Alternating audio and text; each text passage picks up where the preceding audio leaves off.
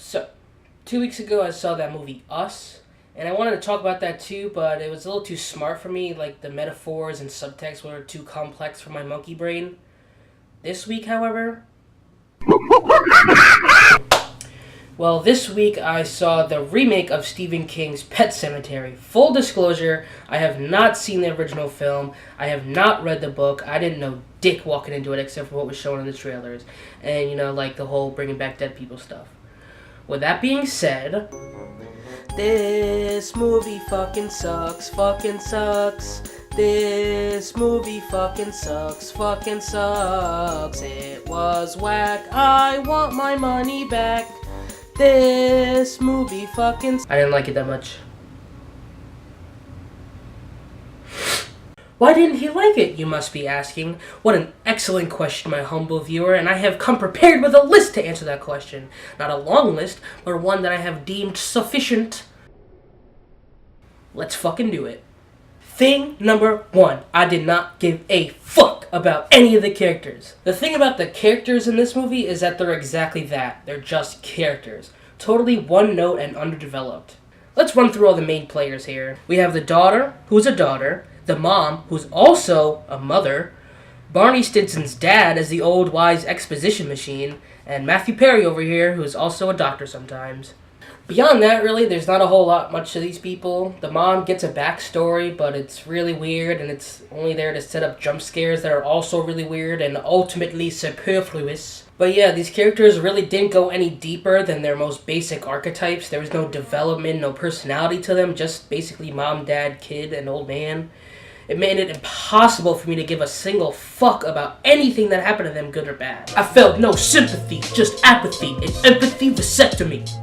Next on the list, it was a bad copycat. How can you call it unoriginal if it's a remake of a book and a movie? Well, if you just shut the fuck up and listen, you'd probably find out. Also, what the Sam hell are you doing out the closet before supper time yet? Don't make me get my belt out on you, boy. Sorry about that, folks. He really should know better. Anyway, yeah, this movie borrows a whole lot from a bunch of other horror movies, but just does it, way worse.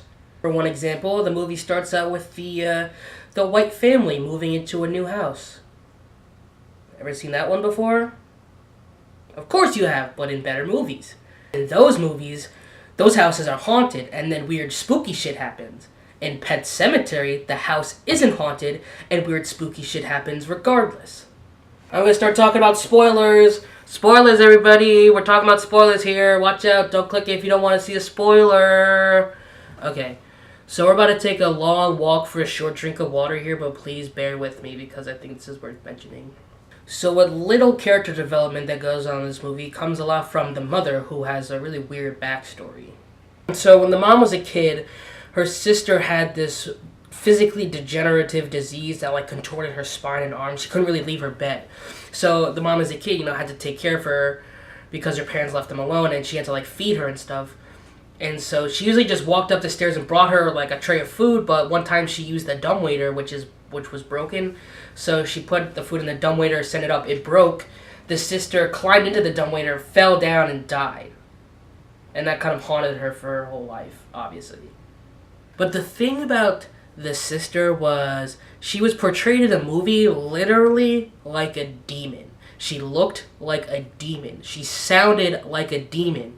And even though she was a human, she haunted the house like a demon, apparently. Because, in these other horror movies, the demon actually haunts the house, which causes, the people in the house to experience these weird, spooky, visual, audio hallucinations, just weird shit going on. But the sister was a human being who was disabled. And yet, these really weird visual hallucinations are occurring. For example, one scene in the bathroom, the mom walked into the bathroom, opened up the medicine cabinet, and it was an empty shaft like the dumbwaiter, and the sister fell down, and then the window closed, and then opened up again, and it was back to a normal medicine cabinet. This weird, spooky dooky audio visual hallucination occurred, but nothing, there was no reason for it. The sister was a human being. She's not haunted by a ghost. The Pet Sematary, yeah, it's kind of haunted, but it's in their backyard, far back in their backyard. It shouldn't be affecting anyone in the house yet. It was just, oh my goodness. They had the exact same stuff in It, right, where each kid experiences their own weird shit that happens.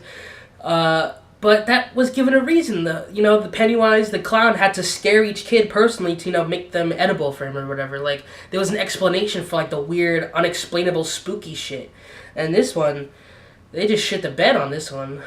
Kind of wrap things up here. All in all, this movie was really terrible. It really just made me want to watch other better horror movies, namely It, that I just mentioned, and also Hereditary, which also deals with the grief of losing a child, but like a trillion times better than this movie did. I'm actually about to watch It right now to get the taste of Pet Sematary out of my mouth, so I'm going to cut this one short. Hope everyone enjoyed the video. I'm glad you stuck to the end to watch it. If you kind of like what was going on, just let me know. And have a good night, everybody.